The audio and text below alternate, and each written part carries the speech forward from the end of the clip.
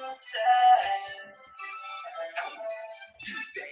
outil d'expression libre des habitants, nous souhaitons par la fabrication d'émissions audiovisuelles et sonores nous approprier les outils de production numérique, réaliser un média qui trouve.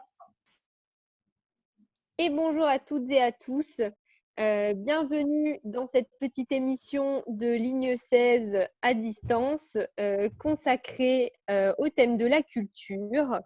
Alors, lors du confinement, on s'est rendu compte qu'on avait tous eu beaucoup accès à la culture, mais on s'est demandé, maintenant qu'on a été déconfinés, quel impact toute cette histoire a eu sur les artistes.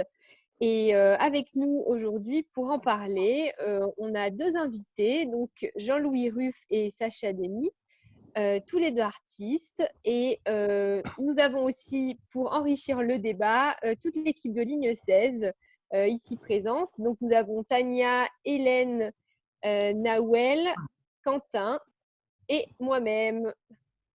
Donc, pour commencer, je voulais vous demander à Jean-Louis et Sacha de vous présenter en premier lieu. Donc, je vais laisser Jean-Louis commencer, puis Sacha, tu pourras te présenter ensuite.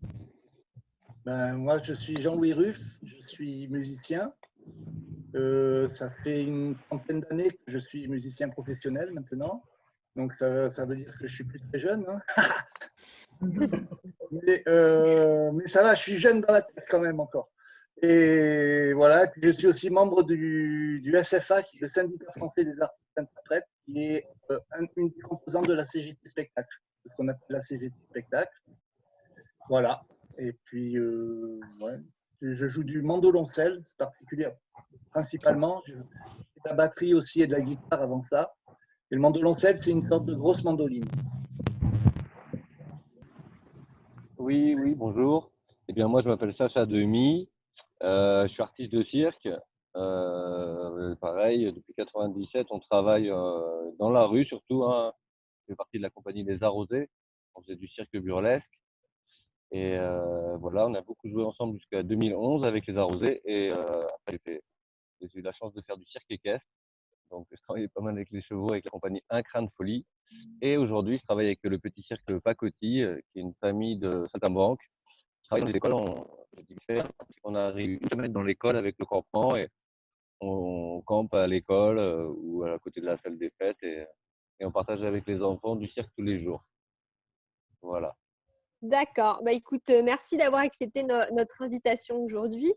Alors, pour commencer, je voulais m'adresser à vous directement avec deux petites questions. Qu'est-ce que vous avez vécu pendant cette situation de confinement? Quel impact ça a eu sur vos activités?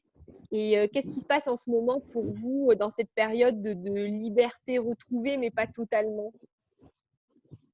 Ah ben, pour ma part, j'ai eu plein de dates annulées ou reportées, mais bon, pour l'instant, c'est plutôt annulé, quoi, puisqu'on ne sait même pas si on les fera vraiment un jour ou l'autre. Et là, depuis la fin du confinement, bon, ben, ça n'a pas changé grand-chose, parce que vu qu'on n'a rien en vue de si nous, on est toujours en interdiction de travailler, quoi. Donc, on ne peut pas. Alors, j'ai fait un peu de la musique avec des amis comme ça. J'ai fait un concert chez moi, j'habite à Bain-des-Jains, dans l'arrière-pays, moi. J'ai fait un concert pour mes voisins sur la petite place devant chez moi. Mais bon, c'était voilà, pour faire de la musique. Mais ça m'a donné quand même l'occasion de travailler parce que, contrairement à ce qu'on pourrait croire, en fait, ce confinement, ça ne m'a pas donné tellement d'idées, ni d'inspiration, au niveau artistique, quoi. Au contraire même, ça m'a un peu… Au contraire, ouais, c'était une période un peu bizarre. Du coup, ça t'a pas forcément, c'est pas été Ouais. propice à la création, quoi. Non, pour ma part, non. En tout cas, c'était pas motivant du tout. Après, j'ai la chance d'habiter à la campagne, donc j'ai pu me balader dans la montagne et voilà, faire d'autres choses, quoi. D'accord. Et pour toi, Sacha, parce que vous n'êtes pas du tout dans le même domaine, donc c'est ça qui est intéressant d'avoir un petit peu de points de vue différents. Qu'est-ce que ça a eu comme impact pour ton activité? Comment tu le vis, ce déconfinement? ce déconfinement. Eh bien, pour mon activité, comme Jean-Louis, j'ai eu beaucoup de dates qui se sont annulées. Moi, je devais travailler qu'à partir de fin avril. Et là, je devrais être en train de travailler. Donc, jusqu'à fin avril, de toute façon, je devais pas travailler. Et pareil, je pense que c'est des dates qui seront annulées. Alors, apparemment, il y a des histoires d'activité partielle avec le gouvernement. Il y a des mesures qui sont là et le bureau avec lequel je travaille, ils sont assez en avant là-dessus. Ils regardent vraiment ce qui se passe. Donc, on verra bien ce que ça raconte. Moi, pendant le confinement, je me suis ressourcé, un peu comme Jean-Louis. J'ai passé beaucoup de temps dans la nature et j'ai pas vu grand monde, vu personne même quasiment. Et c'est vrai que le contact public, il manque et de pratiquer, d'aller rencontrer les gens et de pouvoir partager, ça, forcément, ça manque. Mais moi, je m'adapte. Et j'ai comme principe de m'adapter le mieux possible à toute situation. En spectacle vivant, de toute façon, c'est vraiment la devise de base. Du coup, voilà, pour moi, j'attends la suite. Je prends les choses comme elles viennent. Mais c'est vrai que j'attends de voir concrètement ce qui va être proposé avant de me réjouir, quoi. Oui, oui, c'est sûr que ça vient de se produire. Donc, effectivement, on a des choses qui vont certainement arriver par la suite. Moi, je voulais surligner justement le fait que pendant le confinement, on a tous vu énormément de culture en ligne. Alors, je ne sais pas pour vous si vous avez eu l'occasion de peut-être faire des lives avec des gens en ligne, si ça vous a permis aussi d'échanger à ce niveau-là. Le fait que même si on soit tous loin les uns des autres, avec la vidéo, il y a beaucoup de gens qui se sont mis aussi à créer de leur côté. Mais en même temps, et comme tu l'as dit, Sacha, ça pose quand même un paradoxe parce que les arts vivants, il y a peut-être quelque chose qui se perd en fait dans ces échanges-là. Du coup, je voulais vous demander, qu'est-ce que vous pensiez, vous, du fait que la culture se digitalise, qu'on trouve énormément de contenu en ligne. Qu'est-ce que vous en pensez par rapport à vos activités respectives? Ben, c'est répondre en premier, après ça sera toi, Sacha. Ok, je t'en prie. Oui, moi j'ai fait quelques petites vidéos que j'ai postées sur Facebook où je me suis filmé avec mon téléphone. Je me suis mis à jouer tout seul chez moi. Alors bon, c'est pas très marrant, c'est moins marrant que de jouer pour des gens en vrai, quoi. Évidemment, hein, c'est toujours vachement plus sympa de jouer pour un public, un vrai public. C'est ça qui est le plus passionnant, quoi. Mais quand même, de faire ces petites vidéos, ça m'a quand même remis au travail. Tout à l'heure, je disais que j'étais pas très inspiré par moment. Mais du coup, parce que je me suis dit, bon, je vais enregistrer un morceau, il faut que je le joue bien, il faut pas qu'il y ait d'erreurs ou de trucs un peu ratés. Donc, je l'ai bossé pas mal et ça m'a fait travailler d'une autre manière, une manière que j'ai moins l'habitude de travailler, quoi. Voilà. Voilà. À part ça, pour ce qui est des droits, ça fait un moment déjà qu'il y a un problème avec, par exemple, avec YouTube, avec une plateforme comme ça, où on a très peu voire pas du tout de droits qui sont redistribués, quoi, hein. Donc là c'est devenu vraiment une évidence avec ce confinement. D'ailleurs, j'ai reçu récemment, moi je suis membre de la SACEM, j'ai reçu un courrier de la SACEM qui dit qu'ils vont mettre en place une histoire de distribution de droits d'auteur pour les live streams qui ont été faits pendant la période de confinement. Donc, Ah, d'accord. Mais alors, qui ça c'est qui bouge va un peu. payer ces droits? Eh ben, moi, je ne sais pas, en tout cas, à moi, c'est la SACEM qui va me les payer. Je ne sais pas qui c'est qui va les payer à la SACEM, mais je pense que c'est Facebook, Instagram, ce genre de choses qui vont payer une redevance, quoi. Hein, Tu vois. Vas-y, à toi, Sacha. Ok. Et alors moi, la digitalisation de la culture. Moi, j'ai très peu participé à ça. J'ai regardé une fois un concert de mes amis qui sont à Angers. Et sinon, j'ai pas regardé d'autres cultures que ça, à part un peu mon fil Facebook. Mais voilà, j'ai rien proposé non plus. Je me suis pas filmé. J'ai rien proposé à partager là. Voilà, c'est pas moi vu que je suis plus dans le visuel et dans le. Si j'étais voilà, vu que je suis pas musicien, c'est un peu différent, je pense. Mais en propos de digitalisation de la culture ou de l'expression, ce qui m'inquiète plus, c'est la loi Avia qui vient de sortir. Et si ça se trouve, on ne pourra pas exprimer finalement grand-chose ou faire mettre beaucoup de culture, la vraie culture, je veux dire, variée et provocatrice aussi. Il y a cette loi Avia là qui fait le tri là. J'imagine que vous avez tous entendu parler de la loi Avia. Vous pouvez rappeler qu'est-ce que c'est cette loi Avia? La loi contre la haine. Ouais, c'est ça, c'est la loi contre la haine raciste et contre la haine sur le web. Et du coup, c'est prétexte et possibilité de faire une censure qui est au-delà de ça, quoi. Voilà, ils peuvent enlever ce veulent. C'est vrai qu'il y a il n'y a plus d'expression libre. On va voir ce que ça donne dans les semaines qui viennent, mais Elle est déjà posée cette loi ou c'est pas encore? non, elle est posée, elle est votée, là. En fait, elle est très positive par rapport aux réseaux sociaux, en fait. La loi Avia va permettre de pouvoir, comment dire, punir les GAFAM, notamment. De cette manière-là, c'est Facebook qui va se porter devant de la haine, en fait, de juger en fait quelle vidéo est haineuse ou pas. Et du coup, D'accord. il y a des craintes qui se font en ce sens où on a peur.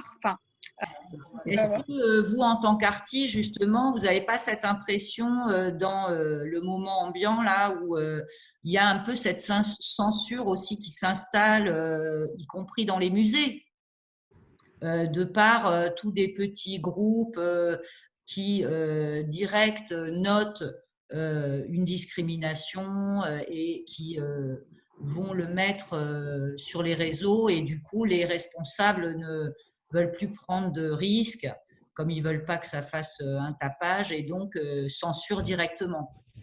Ah. Ben voilà, de toute façon, je crois que c'est assez clair la direction qui est prise hein, par les institutions, par beaucoup d'institutions et par les instances gouvernementales. Après, je pense que des gens comme Jean-Louis, comme moi, comme beaucoup d'artistes et comme beaucoup d'autres gens développent autre chose et co-créent autre chose. Et c'est ça qui est intéressant aussi, c'est ça qu'il faut qu'on fasse, qu'on continue à faire. Il faut qu'on crée et qu'on co-crée dans la vraie vie, parce que finalement, la culture digitale, pour moi, c'est pas la vraie vie. Bien sûr. Oui, tout à fait. Voilà. Et dans des perspectives, justement, il n'y a pas des réflexions sur une réoccupation de l'espace public ou, je ne sais pas, hein, par rapport à cette contrainte aujourd'hui de ne pas rassembler les gens dans des petits lieux.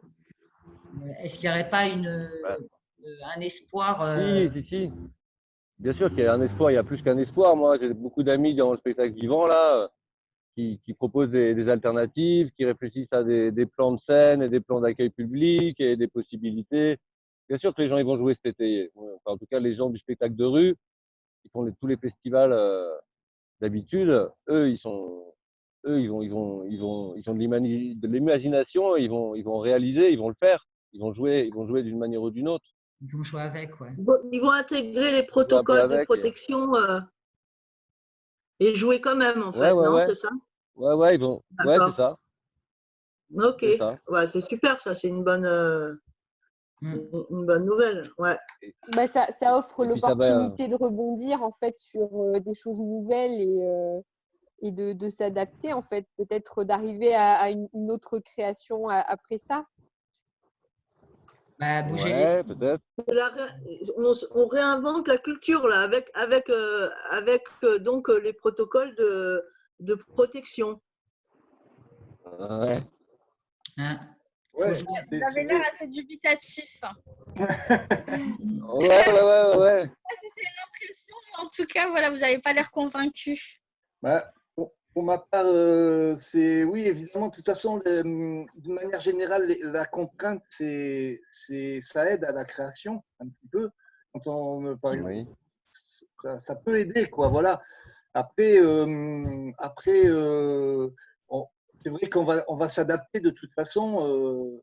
On on trouvera toujours le moyen de s'adapter. Moi, je joue aussi dans des spectacles en plein air, dans des jardins ou sur des places de rue, de village. Bon, on peut s'adapter. Mais quand même, c'est difficile de ne pas avoir de contact physique, quoi. Même à l'intérieur du public, de rester à 1,50 m les uns des autres, c'est pas très marrant quand même, quoi, tu vois. Ouais. Alors, heureusement, je ne fais pas trop de balles, par exemple, mais, Oui. mais voilà, si on voulait faire danser les gens, par exemple, à 1,50 m les uns des autres, bon, ça peut être marrant aussi, hein, mais C'est pas pareil, il risque de manquer quelque chose à un moment donné, quoi. c'est clair. Puisque Tout la à fait. culture, Moi, c'est justement aussi s'intéresser aux autres, c'est aussi voir les émotions sur les visages. Donc, si on est loin, ça fait pas la même chose. Voilà, c'est ça, c'est sûr. Bon, ouais, tout à fait. Moi, je voulais dire que pour moi, je suis dubitatif parce que c'est une réalité qui est provisoire. Tu vois, ça va pas durer. Moi, j'ose espérer que ça va pas durer très longtemps, tu vois. ouais. Donc, Il disait 3-4 ans, hein, à partir du moment où il y aura, tant qu'il n'y aura pas de vaccin ou de choses comme ça. Moi, j'ai entendu dans une émission que ça durerait 3-4 ans Bon courage. sur France Culture.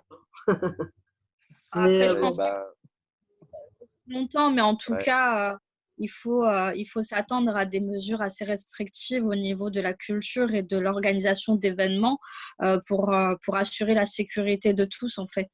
Donc, effectivement, je pense qu'il va falloir s'adapter à certaines règles d'hygiène sanitaire et de réinventer peut-être la culture et la manière dont on joue. Moi, j'ai eu la chance de vous voir, Jean-Louis Ruff, dans le festival, dans la dernière du festival Femmes en scène. Et c'est vrai qu'on était tous serrés, on était tous, la salle on était très nombreux. Et c'est vrai que imaginer cette même scène là, être assis 1 mètre chacun, avoir une séparation les uns des autres de 1 mètre ou même un peu plus, c'est assez compliqué, sachant que les artistes ont besoin, comme l'a dit Tania, de voir les émotions des autres pour pouvoir partager et pouvoir surtout transmettre de l'émotion. Donc c'est vrai qu'à ce niveau-là, la digitalisation, aussi impactante et aussi révolutionnaire soit-elle, c'est assez compliqué dans le domaine artistique et culturel, surtout dans l'art vivant, quoi. Donc, au même titre que le cinéma, où là, il commence à sortir, tu vas dans ta voiture, tu sors pas de ta voiture et tu vas avoir… autant reste chez toi, quoi. Je sais pas, hein. Chacun, c'est pareil, quand tu vas au cinéma, c'est quand même… sympa d'y aller ensemble et pas confiné dans une voiture, quoi. C'est assez… Comme a dit Sacha, espérons que ça ne dure pas trop longtemps, quoi. Mais bon, Hélène avait l'air de nous donner des informations réjouissantes. On peut se dire que non, c'est pas une bonne nouvelle, mais je veux dire, je sais pas, le Covid, là, on est en semi-liberté. Bon, après, ça va peut-être se déconfiner plus au mois de janvier et tout ça. Mais je ne sais pas, tant qu'il y a cette maladie-là, ce virus, je ne sais pas, peut-être on va avoir une deuxième vague, peut-être, je ne sais pas.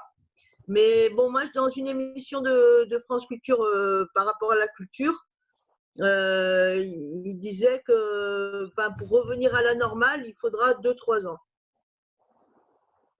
Ouais, ça risque. Mais il faut quand même noter que souvent dans les médias, on voit quand même l'aspect positif de la digitalisation de la culture. Enfin, tout le monde a mis l'accent sur le foisonnement, alors qu'on voit bien en vous en parlant que en fait, concrètement, dans la réalité, c'est pas non plus aussi simple que ce qui est dit, quoi, que ce qui est montré. Ouais, oui. Moi, Jean-Louis, comme tu étais à la CGT, tout ça, je pensais que tu avais un petit peu des… par rapport au ministre de la Culture, les plans qu'ils ont fait pour sauver la culture, tout ça, T'es au Si vous courant, voulez, je toi? peux Tu vous en fais parler notre un petit peu. introduction avec Quentin alors, parce que Quentin il avait préparé justement pour parler plus aussi de la situation économique, puisque là on a parlé Ah, pardon, ouais, excusez-moi. de la situation humaine. Euh, Ouais. et après il y a Et l'autre. bienvenue.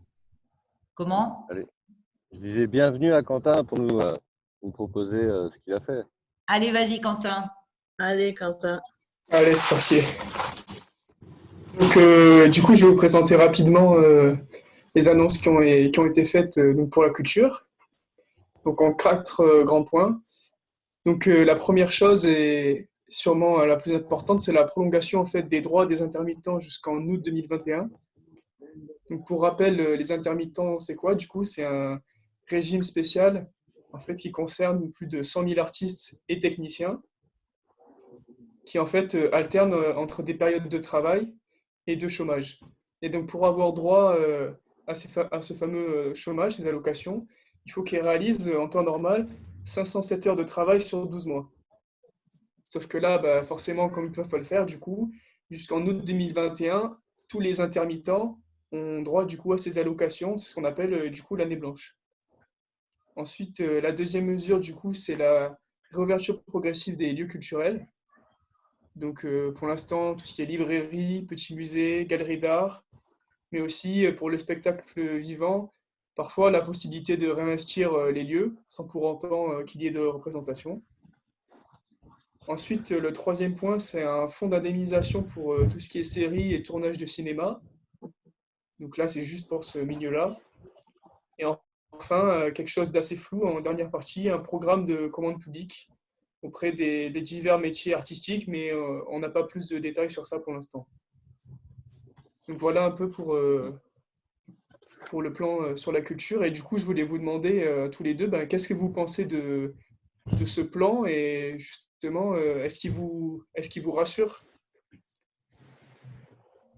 Est-ce que vous en êtes satisfait surtout? Pardon, tu as dit? Est-ce qu'il vous rassure et est-ce que vous en êtes satisfait? Si, je peux répondre vite fait aussi un peu par rapport à la position de la CGT Spectacle aussi. C'est qu'en fait, c'est pas vraiment un plan, quoi. C'est Macron, il a fait un show, quoi. Il a fait un spectacle lui-même et avec des gens qu'il a triés lui-même sur le volet, c'est des sortes de people du spectacle. Alors bon, c'est des gens que j'aime bien, Catherine Ringer, tout ça, super. Mais je vois pas quelle est leur légitimité à être les interlocuteurs du président de la République. Il aurait pu plutôt s'adresser aux syndicats, aux coordinations, aux syndicats d'employeurs qui sont les professionnels du secteur. Bon, ça c'est juste une remarque. En fait, son plan, c'est des paroles en l'air. Il n'y a rien de concret. Par exemple, ce qui est des intermittents du spectacle, c'est le régime d'assurance chômage. Hein. Il a dit jusqu'en août 2021, mais on ne sait pas ce que ça veut dire exactement. D'ailleurs, je crois qu'il y a aujourd'hui, cet après-midi, il y a une première réunion avec le ministère de la Culture et les syndicats à ce sujet. Donc, il va falloir vraiment clarifier parce que qu'est-ce que ça veut dire jusqu'en août 2021? Est-ce que ça veut dire que tout le monde va avoir des droits jusqu'à fin août 2021, mais alors tout le monde va se retrouver avec la même date anniversaire après? C'est impossible. Ça va être un bordel de l'autre monde. Donc, c'est pas ça. Est-ce que ça veut dire que jusqu'en août 2021, quand on arrive en fin de droit, on est reconduit automatiquement? Est-ce que ça veut dire que… Enfin voilà, on ne sait pas exactement. Il a dit un truc, mais qui ne veut rien dire matériellement. Alors c'est un peu compliqué parce que là, on s'adresse à des gens qui ne sont pas spécialistes de la question. Donc, mais c'est pas net son histoire. En plus de ça, de la CGT Spectacle, il n'y a pas que ça comme revendication. Par exemple, il y a un truc qui est très grave, c'est la situation des femmes enceintes qui ont eu un congé maternité. Pareil pour des gens qui ont eu un congé maladie. Normalement, quand on sort d'un congé comme ça, on est payé par la sécurité sociale pendant cette période. Hein. Donc, pour re-rentrer dans l'assurance chômage, il faut faire un cachet au moins. Or, là, des gens qui sortiraient maintenant d'un congé maternité ou d'un congé maladie, ils ne peuvent pas faire de cachet. Donc, ils ne peuvent pas rentrer dans l'assurance chômage. Donc, ils se retrouvent sans droit. Après avoir été en congé maternité, en congé maladie, ils n'ont plus rien. Donc, ça, c'est un truc qu'on demande depuis le début. Ça fait plusieurs mois que la CGT dit qu'il faut changer cette règle. Et simplement, quand on est à la fin du congé maternité, et ben, automatiquement, on re-rentre dans l'intermittence du spectacle. Voilà. Ça, c'est par exemple un truc. Il y a un autre truc plus général, c'est tous les précaires, pas que ceux du spectacle. Il y a plein de gens qui travaillent même parfois dans le spectacle ou en complément du spectacle ou dans la culture ou alors dans la restauration, mais parfois c'est très lié. Ça peut être à la buvette dans un festival, quoi, par exemple. Hein. Mais ces gens-là, eux, ils ont rien du tout. Donc là aussi, nous, on est solidaires de ces gens-là, quoi, parce que nous, bon, on est dans le spectacle, à la limite, on a un peu une chance, on est un petit peu protégés, mais il y en a qui sont encore moins protégés que nous, quoi. Et il ne faudrait pas les oublier, quoi. Et puis après, je m'arrête, hein, je laisse la parole à Sacha. Juste un dernier truc très important, c'est la réforme de l'assurance chômage, mais du régime général, qui a été adopté à la fin de l'année 2019, qui devait entrer en vigueur à partir du 1er avril ou du 1er mars, je ne sais plus, non, 1er avril, et qui a été déplacé au 1er septembre. Et ça, on demande que cette réforme soit purement et simplement abandonnée, quoi. Parce que cette réforme, elle va diminuer les droits de tous les chômeurs, mais énormément, par 3, quoi, quasiment. Donc, alors, avec la période qu'on vient de vivre, où il y a eu beaucoup de difficultés financières pour beaucoup de gens, et en premier pour les plus précaires et les plus fragiles, s'ils mettent ça en application au 1er septembre, ça va être une catastrophe. Donc voilà, une revendication qu'on fait depuis très longtemps, c'est d'abandonner cette réforme-là. Et est-ce que vous êtes entendu quand même auprès du ministère là-dessus? La CGT, en général, on n'est pas trop entendu, non hein, tu vois, on a beaucoup de mal. Hein. La CGT, ouais. Les médias traitent la CGT de fada, d'extrémistes, de dangereux, bientôt terroristes, quoi. De populistes. Voilà, populistes, en fait, tous les noms à la mode. Tous les noms en iste. Ouais, c'est ça. Bon, voilà, j'arrête. Je pourrais parler pendant 2 heures là-dessus, mais je vais arrêter parce qu'il faut laisser la parole aux autres. La CGT Spectacle a quand même écrit une lettre en ce sens. Comment ça se passe Ah oui, la CGT. Mais tu sais, c'est un truc qui n'est jamais dit dans les médias, mais depuis très longtemps, la CGT Spectacle, et même la CGT en général, on la présente comme un syndicat qui s'oppose tout le temps à tout. Ah ouais. Mais ce n'est pas vrai. On s'oppose parce qu'on n'est pas d'accord, quoi. Et donc, quand on n'est pas d'accord, on s'oppose. Mais on propose toujours plein de choses. Mais ça, les médias n'en parlent jamais. Et notamment au niveau du spectacle, ça fait plus de 20 ans que la CGT propose des choses qui ne sont jamais mises à l'étude par le MEDEF et par les gouvernements différents, quoi. Donc là, nous, on a proposé plein de choses. Tu vois, je te dis, regardez, là, j'ai imprimé ce mail. Je pourrais vous l'envoyer par mail si vous voulez. Bah ouais, avec plaisir. Ouais, c'est intéressant. Ouais. Il y a les propositions de la CGT qui sont proches de celles de la coordination des intermittents et précaires. Hein. C'est un peu pareil, quoi. Hein. Voilà. D'accord. Et toi, Sacha, de ton côté, est-ce que tu aurais quelque chose à ajouter ou de ton côté, comment ça se passe, ce plan du gouvernement? Par rapport à, je ne vais pas rajouter grand-chose à ce que tout ce que vient de décrire Jean-Louis, hein, qui est bien encardé. Je trouve que c'est très juste. J'appuie tout ce qu'il a dit. Je suis tout à fait d'accord avec lui, quoi. C'est vrai que Macron, il a fait son show et il ne sait pas vraiment de quoi il parle. Et on attend des éclaircissements et des choses concrètes dans les mesures qu'ils vont prendre. Et voilà. Mais comme pour tout le reste, c'est de l'information et de la contre-information, puis un peu de désinformation. C'est du genre de faire le tri. Et donc, non, ouais, moi j'attends, je me prends pas trop la tête avec tout ça. J'ai assez de recul, de détachement, si j'ose dire. Voilà, moi, mon métier c'est clown, si tu veux. Donc, voilà, je me décale comme philosophe, des formations professionnelles. Ouais. Ouais, c'est des formations professionnelles, quoi. Mais en tout cas, concrètement, moi personnellement, même si là je touche mon intermittence tous les mois, j'ai ma date anniversaire qui arrive le 28 juin, fin juin, mais quand même je me plains pas du tout, quoi. Tu vois, je me remercie même la vie et pour moi tout va bien, quoi. Hein. Donc là, par rapport à… Je sais qu'à terme, moi… Ouais. Non, vas-y, finis. Par rapport à quoi? Par rapport à ce cas concret où… de ta date d'anniversaire, ça voudrait dire Oui. donc que toi, tu es jusque fin août, donc tes cachets sont renouvelés. Ça se passe comment en fait?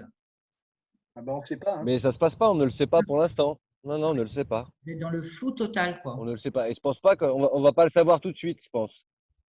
D'accord. Je pense qu'on va pas le savoir tout de suite et ça va pas être parce que ça fait quand même de l'argent à sortir, tu vois. Si nous on travaille pas de spectacle, il y a pas d'argent qui va rentrer. Il y a beaucoup d'argent qui rentre avec le spectacle. Bien sûr. Qu'est-ce qu'on peut dire? Mm, Donc, mm.